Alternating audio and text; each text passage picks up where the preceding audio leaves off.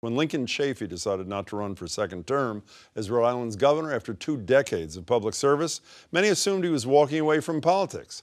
But then a few weeks ago, the Republican turned independent turned Democrat announced he was running for president. Latest New Hampshire poll indicates his campaign hasn't picked up much traction yet. He has just 1% support in the CNN WMUR poll. Joining me now is Lincoln Chafee. Governor, it is a pleasure to meet you. Thanks so much for being here. Barack Obama beat Hillary Clinton in part because he said he opposed the Iraq War and she supported it. Is that your central theme here? Yes, and of course, as you mentioned, my resume, having been a mayor, a governor, and a senator, and my experience at all levels of government is important, but also the issues. And after the invasion of Iraq, it turned out that there were no weapons of mass destruction. So we prevaricated to the world when we told the rest of the nations that there were weapons of mass destruction here. So there's a lot of repair work to be done, and that's why I'm running for president, to be part of that repair work. So the Iraq War vote is important, but looking ahead is even more important. We'll look ahead in a second, but let's look at now for a minute. The current president, who again used the Iraq War against Hillary Clinton, has sent 3,550 so-called advisors to Iraq. Is he on the wrong side of history too? I think so. I think so. This is escalation. I think what we have to do is de-escalate and go back to what worked in the Cold War, and that's containment and working with our allies and having strong alliances. And as we confront the different challenges there, ISIS and Boko Haram and Taliban and Al-Qaeda, it depends on good, strong alliances. What were there, 23 votes? Is that what it was, 23 out of 100? Only 23 out of 23 100. votes. One of those votes was Bernie Sanders. That's right. Why is No, he was in the House. Was in the House, my apologies. But he opposed the war in pretty passionate speeches too.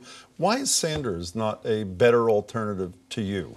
Some very similar politics in a lot of regards. Why, and he has a huge amount of momentum now. Why shouldn't people who aren't crazy with the Clinton candidacy gravitate to him? Well, they are. And that's the good news. So why aren't you gravitating towards him? Well, it takes time. He's been in longer than I have been to Iowa and New Hampshire and campaigning longer than I have. As you said, I'm a little new to the race. But it's good that Democrats are saying we want to look at other candidates. And there's 5 of us now, and Senator Sanders is taking a lot of momentum. But the good news is the Democrats are looking at other candidates. It's not a coronation. Republican turned independent turned Democrat, as I said a minute ago. Why should someone not conclude this guy doesn't really know who he is? I mean, it's sort of, I don't even mean that in a critical way. I mean, changing parties is an odd thing. Why should that not be held against you, Governor? That's a fair question, but when you look at the issues, which are more important than your party affiliation, whether it's passion for the environmental protection, passion for building the middle class, passion for staying out of these quagmires overseas, passion for protecting our civil liberties. You'll see over my, and you said 20-year record, even longer than that, councilman, mayor, senator, governor, I have never changed.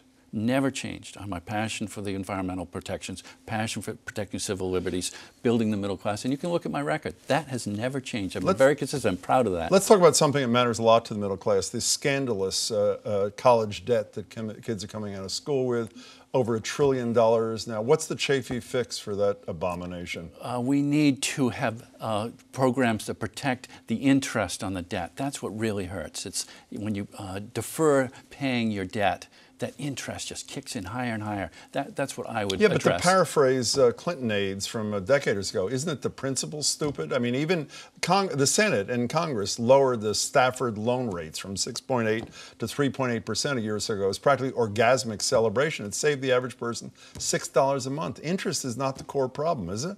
Well, it's for the loans it is. I would argue also that states need to kick in their share of their help for the state universities. And I did as governor. I had to raise taxes to do it, but I did it. The previous governor cut the state share to our University of Rhode Island College, Community College of Rhode Island. I put the money back in, which lowers tuitions. We had tuition freezes. So it's a combination, keeping tuitions low, which made America great, the ability to go to these state universities, whether it's Montana or Missouri or Utah, Massachusetts, at an affordable rate. And so it's a combination. And then lowering the interest rates. Pell Grants is another great program that the federal government, I'm running for president, I'm interested in federal programs that can help. Can I seize on Pell Grants is one. You're thinking about taxes for a minute. Most people conclude we have a third world infrastructure. Would a President Chafee support raising taxes to rebuild our 60-some thousand substandard bridges and all these roads that people can't traverse? Do you raise taxes for that? You can look at my record. And again, Jim, of what I've done over my long my long record of public service, and as a mayor, as a governor, as a senator, I've always been interested in our roads, our bridges, our dams, fiber optic networks. So what's the answer? Yes, I'll raise taxes? Well, you'd hope you'd do it with growth, economic growth, but I've always thought investing in infrastructure is important. In fact, when I voted against the Bush tax cuts as a senator, only 2 Republicans have voted against the Bush tax cuts. I was saying we need to put that money into education, infrastructure, just the subjects we're talking about here. Not helping the wealthy who are just doing just fine. We only have a minute left. The ongoing debate, Edward Snowden, whistleblower, traitor. You consider him whistleblower. Come home, all charges should be dropped. He put a lot of lives at risk, even people who think he is a whistleblower. How do you defend that? I take exception to your word of traitor. What did he do? He knew that the United States government was involved in illegal activities. And so what did he do? He went not to a foreign country. That's the definition of a traitor. He went to the New York Times and said, this is illegal. I believe it's illegal. I want to share what our government's doing. What would you do if you found out the government was doing something illegal? And so I would say he served 2 years of exile, time to come home. The courts have ruled what we were doing was illegal. On the way out the door, was Jeb Bush the best roommate you ever had? He was your 10th grade roommate? Yeah, we were dorm mates. How was that? We were good friends. Pleasure. Next time you're here, I want to talk about the metric system. I'm with you. I'm not sure others are, but I'm with you. Okay, Governor Chafee, it's Thank good you, to see you. Good luck. Thank you.